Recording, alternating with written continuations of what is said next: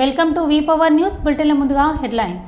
తెలంగాణ ధూపదీప నైవేద్య అర్చక సంఘం ఆధ్వర్యంలో రేవంత్ రెడ్డి చిత్రపటానికి పాలాభిషేకం.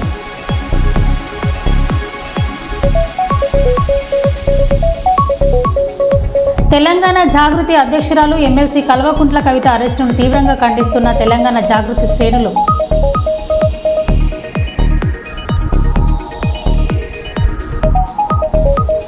పశువుల అక్రమ రవాణాను అడ్డుకున్న బీజేపీ కార్యకర్తలు.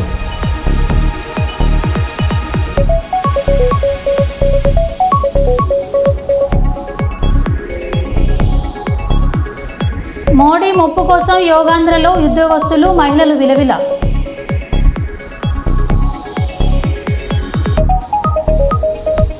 పాకాల ఎకో టూరిజం అభివృద్ధి చేయుటకు ప్రతిపాదనలు సిద్ధం చేయండి జిల్లా కలెక్టర్.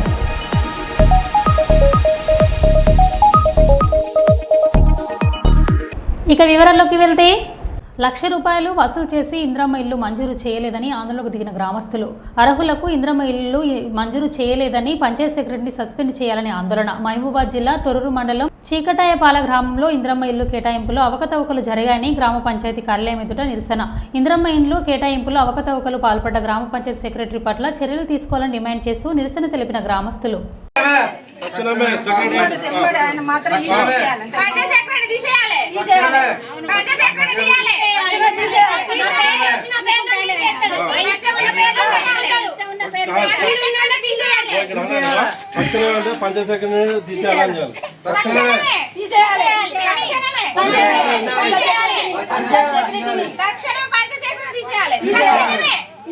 ఇక్కడ ఏంటంటే ఇక్కడ మాకు ఒకటి పత్త మళ్ళీ కూడా ఏంటంటే పంచాయత్ సెక్రటరీని తక్షణం ఇక్కడ నుంచి సస్పెండ్ చేయాలి.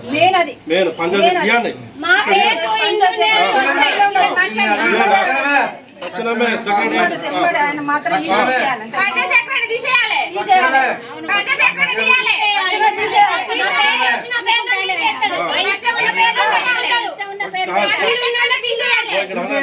తక్షణమే పంచాయత్ సెక్రటరీని తీసేయాలని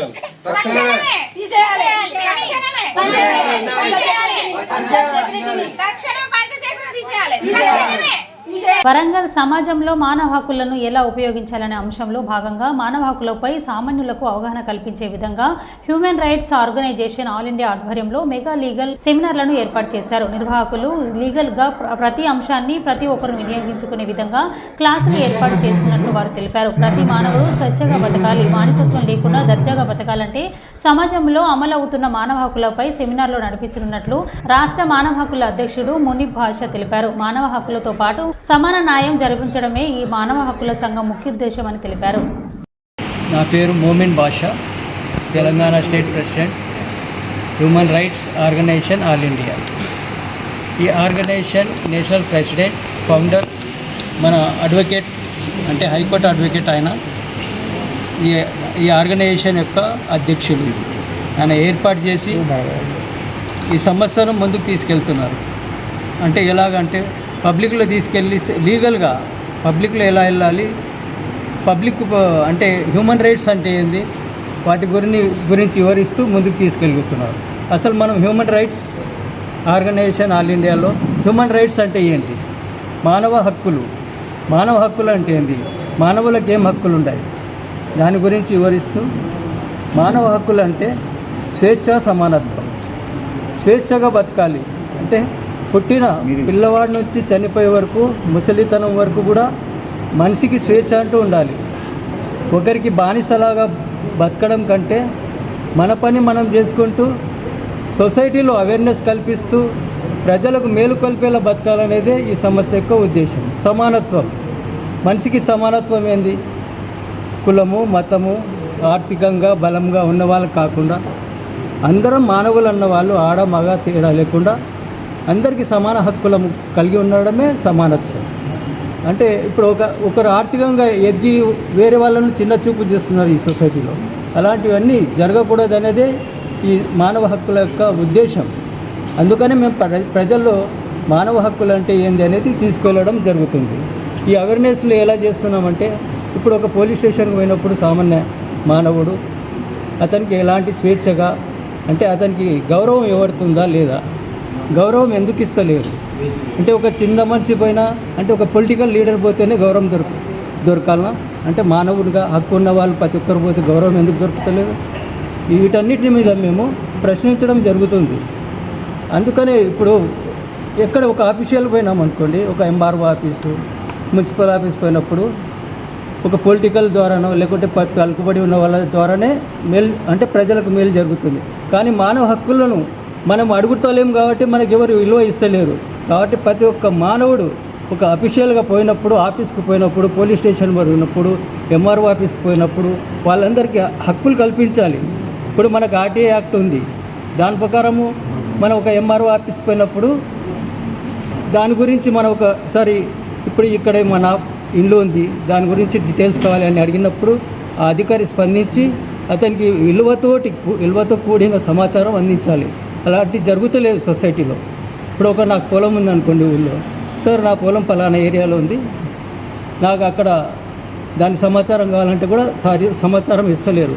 కాబట్టి వీటన్నిటినీ మనము అడిగి తెలుసుకున్నప్పుడే మనకు మానవ హక్కులంటూ తెలియపరుస్తాము. సో ఇలాంటివన్నీ మనం సొసైటీకి అవసరం కాబట్టి మళ్ళీ లీగల్గా కొన్ని పాయింట్స్ ఉన్నాయి.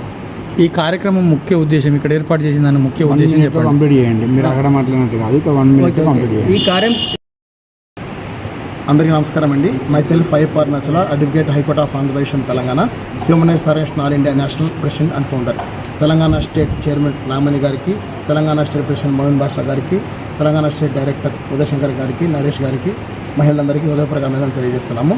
మా మోటో ఒకటి, ప్రతి ఒక్క వ్యక్తి అడ్వకేట్ని కలవలేరు, పేదవాళ్ళు ఉన్నారు, వాళ్ళకి స్వచ్ఛందంగా న్యాయం అందించడం కోసమే ఈ సంస్థను స్థాపించాను.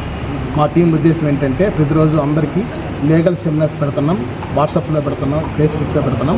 ప్రతి ఒక్క వ్యక్తి కూడా చట్టాలపైన అవగాహన తెలుసుకోవాలి, అడ్వకేట్ దగ్గరికి వెళ్లకుండానే మినిమం నాలెడ్జి వాళ్ళకి అందించిన ఉద్దేశంతో ఈ సంస్థ పెట్టాము.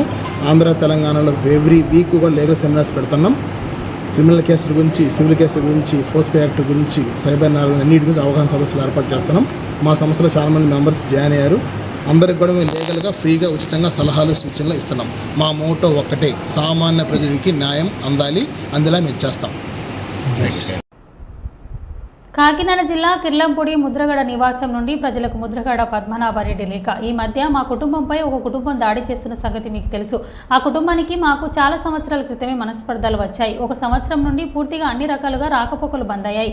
వారి జోలికి నేను వెళ్ళడం లేదు, అయినా మమ్మల్ని టార్గెట్ చేస్తున్నారు. కారణం మా చిన్నబ్బాయి గిరిబాబు ఎదుగుదల చూడలేక అసూయతో రగిలిపోతున్నారు. నాకు క్యాన్సర్ వచ్చిందని ఇంట్లో బంధించి చిన్న కొడుకు చిన్న కొడుకు వారి మామగారు పట్టించుకోవడం లేదని బాధాకరమైన మాటలు అంటున్నారు. నమస్కారాలండి. ఈ మధ్య మా కుటుంబంపై ఒక కుటుంబం దాడి చేస్తున్న సంగతి మీకు తెలుసు. ఆ కుటుంబానికి మాకు చాలా సంవత్సరాల క్రితమే మనస్పర్ధలు వచ్చాయండి. అంతంత మాత్రంగానే ఆ సంబంధాలు ఉండేవి. గత సంవత్సరం నుంచి పూర్తిగా దూరం అయిపోయామండి. రాకపోకలు పూర్తిగా స్తంభించిపోయాయండి. అయ్యా, మమ్మల్ని నిత్యం టార్గెట్ చేస్తూ ఉన్నారు. బిందులు నిండిపోతున్నాయండి ఆ కళ్ళ నీళ్ళు. వాళ్ళు ఏడుస్తూ ఉంటున్నారు, నిత్యం ఏడుస్తూనే ఉంటున్నారు. మా అబ్బాయి గిరి ఎదుగుదల గురించి నిత్యం ఏడుతూనే ఉంటున్నారు. అయ్యా, వరలా పోతున్నారు, రగిలిపోతున్నారండి. అయ్యా, వాళ్ళకి వచ్చే పోయి కాలం ఏంటో తెలియదు. నా కొడుకు రాజకీయంగా పైకి వచ్చి తప్ప ఏమన్నా వారిని ఏమైనా డబ్బులు అడిగామా, వారు సాయం కోరామా? ఏమీ లేదే. వాళ్ళ సంబంధం ఏంటని అడుగుతా ఉన్నాను నేను. నాకు క్యాన్సర్ వచ్చిందని నన్ను ఇంట్లో బంధించారని, నా చిన్న కొడుకు పట్టించుకోవట్లేదని, మా చిన్న కొడుకు మామయ్య గారు పట్టించుకోవట్లేదని చెప్పేసి తప్పుడు పేలాపన, తప్పుడు సమాచారం ప్రజలకు ఇస్తూ ఉన్నారు. అయ్యా, తప్పు తప్పు తప్పు. రోజు నా చిన్న కొడుకే నాకు సేవ చేస్తూ ఉన్నాడు. రోజు నా చిన్న కొడుకే సేవ చేస్తూ ఉన్నారు. కాళ్ళు కూడా నొక్కి రాత్రిని పడుకునే వరకు కూడా సేవ చేస్తూ ఉన్నారు. అయ్యా మాకు నా కొడుక్కి నాకు మనస్పతి పెంచి దూరం చేస్తే వాళ్ళ గర్భకు వస్తానమని చెప్పి అనుకుంటున్నారండి. చేస్తే ఈ జన్మ కదా ఎన్ని జన్మలు ఎత్తినా కూడా గుమ్మం ఎక్కను. ఆ గుమ్మం ఎక్కడం కోసం నాకు నా కొడుక్కి మా వీంకుడు శివాజీ గారికి మనస్పతి పెంచడానికి ప్రయత్నం చేస్తూ ఉన్నారు. అది ఆపండి, తప్పు. ఇటువంటి కుళ్ళు రాజకీయాలు, కుళ్ళు మనస్తత్వాలతోటి ఎంతకాలం జీవిస్తారని అడుగుతా ఉన్నా నేను. మీకు నాకు సంబంధం ఏంటి? సంవత్సరం కాలం నుంచి మీకు మాకు రాకపోకలు లేవే. ఎందుకు నా గురించి ఎడుతూ ఉన్నారు మీరు? బిందులు కళ్ళ నీళ్ళు గచ్చేస్తా ఉన్నారే. నా కొడుకు రాజకీయాలు రావటం వాళ్ళకి కంటికి చూడలేకపోతున్నారు. ఆ కంటితోటి ఇంకో మాట చెప్తున్నాను, నా కొడుకే కాదు నా మనవరాలను కూడా రాజకీయాలు దింపుతాను. మనవరాలు ముఖ్యమంత్రి స్థాయి తీసుకెళ్తాను. మనవరాల తర్వాత మనవరాలు కూడా రాజకీయాలు దింపుతాను. ఎవరు ఎన్ని ఏడిసినా ఈ కార్యక్రమం పూర్తి చేస్తాను. ఏడిసేవాడిని ఇంకా ఏడ్పించడం కోసం నా మనవరాలు రాజకీయాలు దింపుతాను. ముఖ్యమంత్రి స్థాయికి తీసుకెళ్తాను. మనవరాలని మనవరాలు తీసుకెళ్తాను రాజకీయాల్లోకి. వదిలిపెట్టను. ఎవడో ఏడుతున్నారని చెప్పేసి వదిలేస్తాను రాజకీయాలు నేను. వీళ్ళకి నాకు సంబంధం ఏంటి? అయ్యా గుర్తుపెట్టుకోండి, జాగ్రత్త. పిచ్చిగా వాక్కండి, పిచ్చిగా తప్పుడు సమాచారం ప్రజలకు ఇవ్వకండి. ఈ అమ్మాయి మాంగారికి క్యాన్సర్ వచ్చింది. 3 నెలలు నేను రాజమండ్రి హాస్పిటల్ రోజు వెళ్ళి వైద్యం చేయించాను. ఈ అమ్మాయి 3 వారానికి 10 రోజులు వచ్చి చూడడానికి అలో అంతే. వీళ్ళు సేవ చేశారట తల్లికి. నా కొడుకు 24 గంటలు నా సేవ చేస్తుంటే ఏడుతూ ఉన్నారు వీళ్ళు. వారం రోజులకు 1 గంట సేవ చేసి. తెలంగాణ జాగృతి అధ్యక్షురాలు ఎమ్మెల్సీ కల్వకుంట్ల కవిత అరెస్టును తీవ్రంగా ఖండిస్తున్న తెలంగాణ జాగృతి శ్రేణులు ఎమ్మెల్సీ కవితకు సంఘీభావంగా కచన్బంగ్ పోలీస్ స్టేషన్కు భారీగా తరలివచ్చిన తెలంగాణ జాగృతి కార్యకర్తలు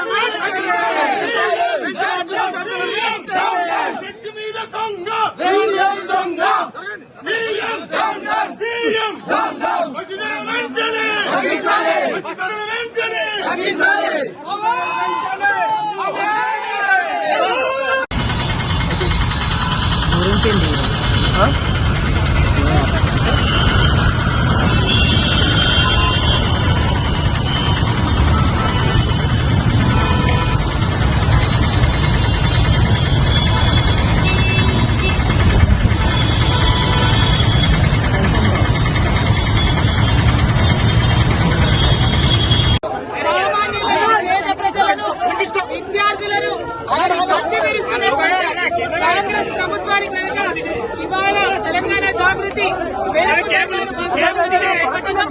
ఖచ్చితంగా పరిస్థితులన్నీ కూడా తగ్గించాలని డిమాండ్ చేస్తున్నాం. బస్ పాస్ ద్వారా 1100 ఉంటే 1400 చేసిండ్రు. ఊర్లలో కూడా ఇది కరెక్ట్ కాదు. ఫ్రీ బస్ మిమ్మల్ని ఎవరు అడగలేదు. ఆర్టీసీ పైగా ఇప్పుడు ఆర్టీసీ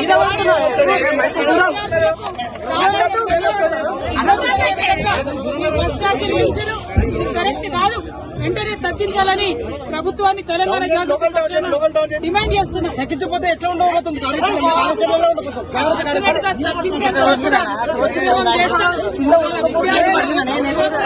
మహిళలు అందరూ కూడా ఇబ్బంది పడుతున్నారు.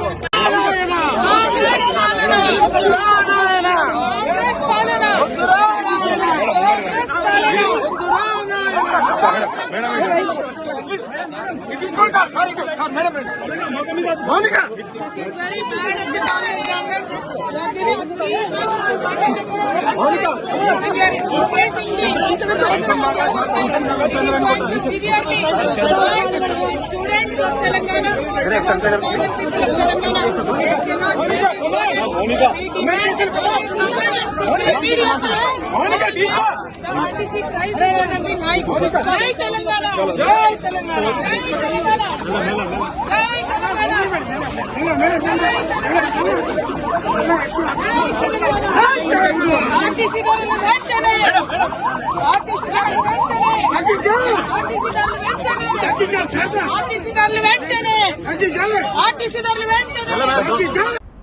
గత కొద్ది రోజులుగా ఒక తప్పుడు కేసులు సృష్టించడానికి సీట్ అధికారులు తాపత్రయపడుతున్నారు. గత 12 నెలలుగా కొన్ని వందల మందిని విచారించినా ఎక్కడ లేని చెవిరెడ్డి పేరు ఏదో ఒక రకంగా లిక్కర్ కేసులో ఇరికించాలని, అరెస్టు చేయాలని అనుకుంటున్నారు. అందుకోసం అనేక మంది అమాయకులను తీసుకెళ్లి రహస్యంగా ప్రదేశాల్లో పెట్టి వారికి నరకం చూపిస్తున్నారు. వారు కోరిన స్టేట్మెంట్లు ఇవ్వాలని వారిని హింసిస్తున్నారు.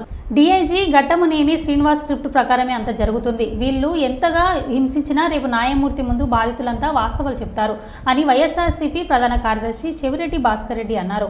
వందల మందిని మీరు విచారించినప్పటికీ ఎక్కడా లేనటువంటి చెవిరెడ్డి భాస్కర్ రెడ్డి అనే పేరు, ఎప్పుడు ప్రస్తావనకి రానటువంటి చెవిరెడ్డి భాస్కర్ రెడ్డి అనే పేరును ఇప్పుడు ఏదో ఒక రకంగా లిక్కర్ కేసులో ఇరికించాలి, జైలుకు పంపాలి, అరెస్టు చేయాలి, ఇబ్బందులు పెట్టాలి, అన్ని రకాలుగా అతన్ని ఇబ్బంది పెట్టి వేడుక చూడాలనుకుంటున్నారు.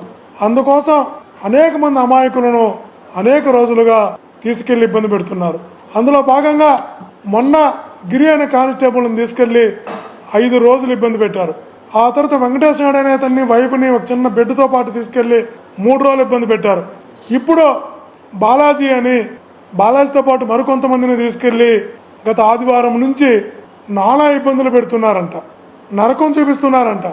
కాళ్ళు చేతులు కట్టేసి వాళ్ళకి నరకమెట్టుందో చూపిస్తున్నారు. కారణం ఒకటే, వాళ్ళు అడిగేది ఒకటే, మీరు సంతకాలు పెట్టాలి, భాస్కర్ రెడ్డికి సంబంధం ఉంది, మీరు మేము చెప్పినటువంటి స్క్రిప్ట్ని వీడియో చేయాలి అని ఒక రహస్య ప్రదేశంలో పెట్టి, సిట్లో కూడా కాదు, గత 3 రోజులుగా ఆదివారం నుంచి ఈరోజు మంగళవారం ఒక రహస్య ప్రదేశంలో పెట్టి వాళ్ళకి నరకం చూపిస్తున్నారు. మీరు ఏం సాధించబోతారో అర్థం కావడం లేదు, మీరు ఏం సాధించాలనుకుంటున్నారో అర్థం కావడం లేదు. అరెస్టు చేయాలనుకుంటే అరెస్టు కావడానికి సిద్ధంగా ఉన్నామని చెప్పాం. మీరు శిక్షించాలనుకుంటే శిక్షలు ఎదుర్కోవడానికి, అన్యాయంగా మీరు ఏ శిక్ష విధించాలనుకున్నా దాన్ని ఎదుర్కోవడానికి సిద్ధంగా ఉన్నామని చెప్పాం. మీరు జైలుకి పంపాలనుకుంటే మీ చిట్టి కార్యాలయానికి వస్తాం, అరెస్టు చేసి జైలుకి పంపండి అని చెప్పాం. కానీ చిన్న ప్రాణాలను చంపేయద్దు అంటున్నాం, చిన్న ప్రాణాలకు నరకం చూపించద్దు అంటున్నాం, చిన్న ప్రాణాలు జీవితం అంటే భయపెట్టేలా చేయొద్దు అంటున్నాం. మీకు తెలుసు, మీ మనస్సాక్షికి తెలుసు ఇందులో ఏ కేసు లేదు, ఏ తప్పు లేదు అని. తెలిసినా కూడా తప్పుడు కేసులు పెట్టడానికి, తప్పుడు సాక్ష్యాలు సృష్టించడానికి మీరు పడుతున్నటువంటి కష్టం, శ్రమ, తపన చూస్తుంటే నిజంగా కూడా అనిపిస్తుంది ఒక వ్యవస్థ ఈ స్థాయికి వెళ్ళిపోతుందా అని. కొన్ని పేర్లు రాసుకున్నారంట. ఏ అనే పేరు కసిరెడ్డి రాజు పేరు చెప్పాలి, బి అనే పేరు ఈ పేరు చెప్పాలి, సి అనే పేరు ఈ పేరు చెప్పాలి. అంటే మీరు ఒక పేర్లు పెట్టుకొని నాతో కూడా ఉన్న వాళ్ళు ఎవరైతే ఉన్నారో వీళ్ళందరికీ ముందుగానే ఒక లిస్టు ప్రిపేర్ చేసుకున్నారంట, ఒక సీట్ రెడీ చేసుకున్నారంట.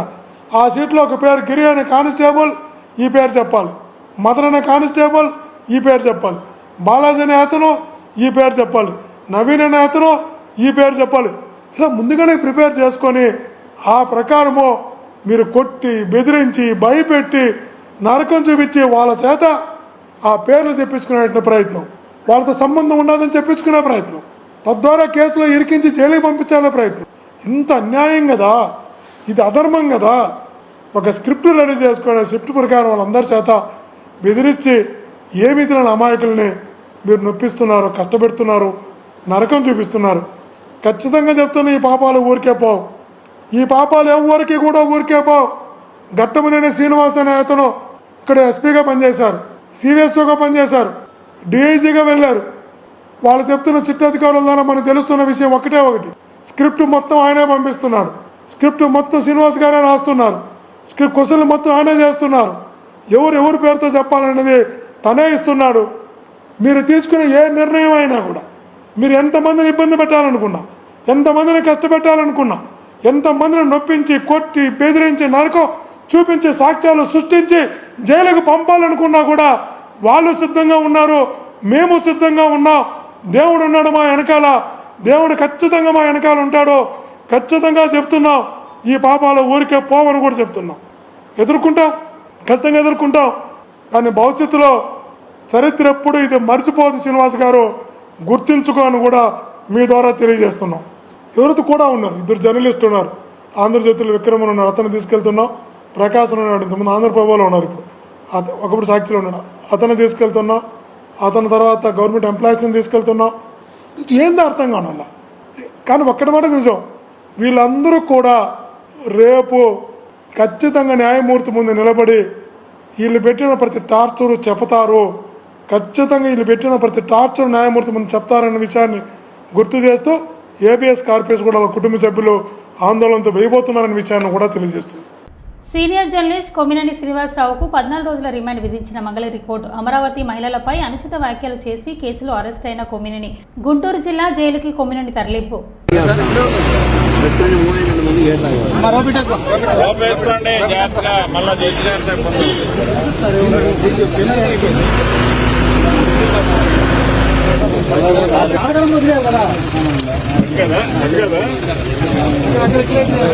కొంచెం జరపండి.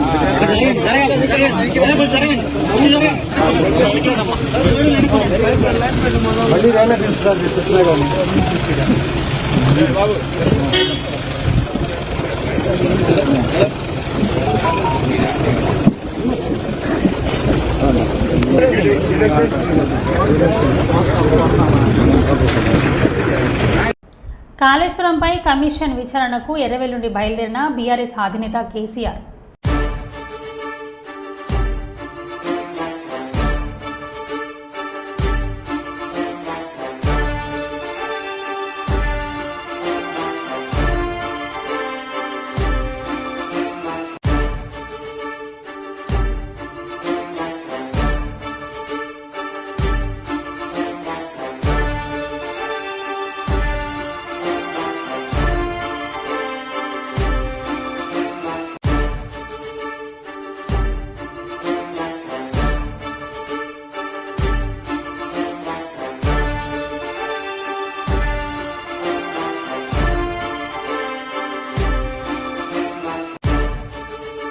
పాకాలను ఎకో టూరిజంగా మరింత అభివృద్ధి చేయుటకు ప్రతిపాదనలు సిద్ధం చేయాలని జిల్లా కలెక్టర్ డాక్టర్ సత్యశారద ఆదేశించారు. మంగళవారం కలెక్టర్ సత్యశారద జిల్లా అటవీ శాఖ అనుజ్ అగర్వాల్తో కలిసి క్షేత్రస్థాయిలో నర్సంపేట రేంజ్లోని పాకాలలో గ్రీన్ హెరిటేజ్ కింద అభివృద్ధి చేసిన బయోడైవర్సిటీ పార్కును, బట్టర్, ట్రెక్కింగ్, సైకిలింగ్, పగోడాలను పరిశీలించిన అనంతరం కలెక్టర్ పాకాల సదస్సులో బోటింగ్ చేశారు.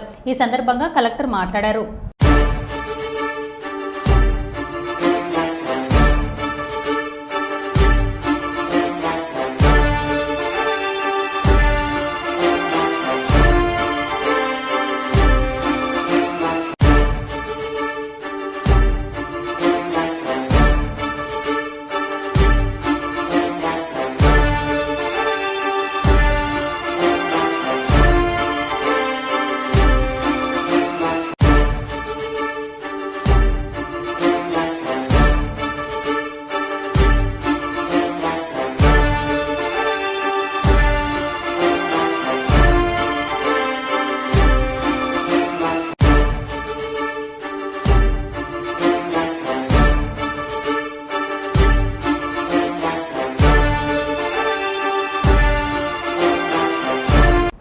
మరో బులెటిన్లో మళ్ళీ కలుద్దాం. Stay tune.